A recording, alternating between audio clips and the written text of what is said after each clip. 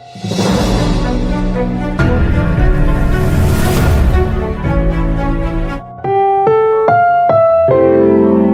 programang ito ay rated SPG. Striktong patnubay at gabay ng magulang ang kailangan. Maaaring may masiselang tema, lengguwahe, karahasan, sexual, horror o droga na hindi angkop.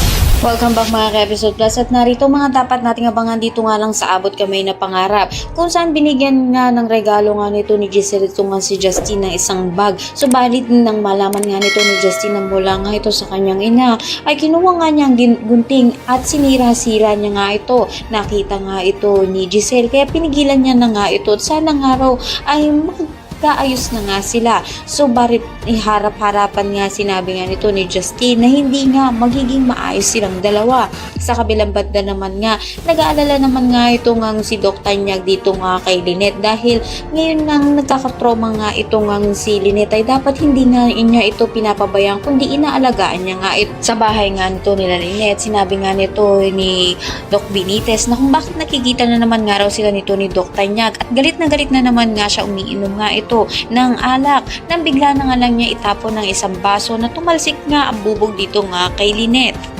Abangan nga natin ang pag-atake na naman nga ng pagsiselos nga nito ni Doc Benitez at simula na naman nga na masasaktan niya nga ito nga si Lynette. Kaya naman pakatutukan natin mga susunod na kabanata. Maraming salamat sa inyo panood.